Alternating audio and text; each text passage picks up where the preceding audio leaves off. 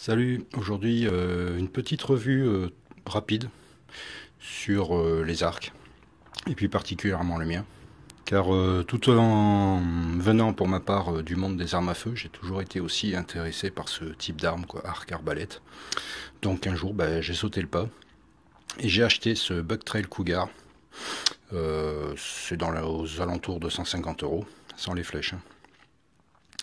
Et donc je m'y suis mis, je me suis inscrit à un club. Ce qui m'a permis d'acquérir quelques bases. Et donc voilà, c'est un bon moyen, on s'amuse très bien aussi avec, silencieusement en plus. Enfin, c'est une bonne alternative aux armes à feu aussi. Alors le bébé, c'est un arc-chasse, hein, ce qu'on appelle un recurve, de par sa forme. Il fait 60 pouces, c'est un Bucktrail Cougar.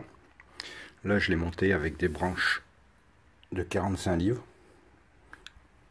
Normalement, je sais pas, voilà.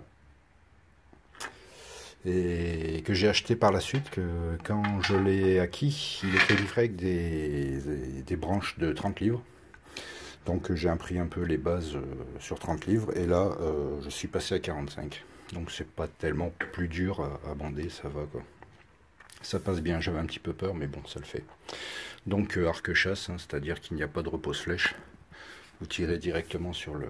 Posez la flèche directement sur le tapis, voilà, il n'y a aucun système de repose-flèche.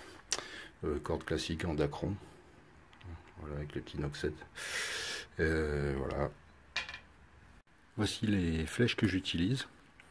Alors, il y en a de deux sortes, hein, c'est des alus et des carbones. Donc, sans faire de pub, les alus, les flèches en aluminium, ce sont des Easton Game Getter, hein, des XX75 avec un spin de 500. Et les carbones, c'est des Predator 30-50. Sont montées avec des pointes de 100 grains. Et certaines donc ont des plumes, elles sont en plumes naturelles, hein, arc-chasse. Certaines avec des plumes de 4 pouces ou des plumes de 5 pouces. Voici la cible, donc c'est un gros carton rempli avec donc, du carton, des vieux habits, du plastique, du polystyrène, un peu de tout. C'est très épais et très lourd. Et je vais donc envoyer des flèches là-bas dessus. J'utilise un gant, comme vous voyez, pour protéger les trois doigts. C'est pour éviter que la corde au bout d'un moment ne fasse trop mal à ces derniers. C'est pas obligatoire, mais vous allez rapidement avoir des ampoules ou mal aux doigts si vous n'en mettez pas, quoi, en fait. Et également protection d'avant-bras. Ça, c'est tout simplement fait pour pas que la corde, au moment de décocher la flèche, ne vous découpe un joli petit steak sur l'avant-bras.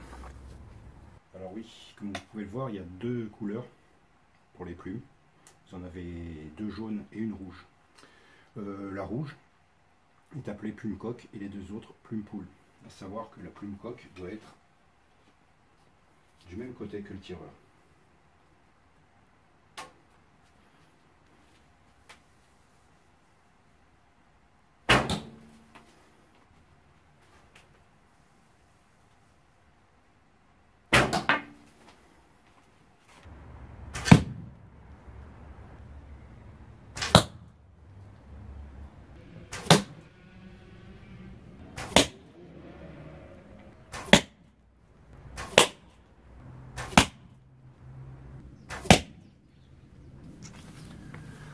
Donc voilà, bon, le groupement à 10 mètres, bof, mais je ne suis pas suffisamment entraîné non plus, je débute. Mais bon, déjà, ça vous donne une idée. Pour quelqu'un de bien entraîné, avec une bonne pratique, il peut facilement décocher toutes ses flèches beaucoup plus rapidement que moi. Et beaucoup plus précisément aussi.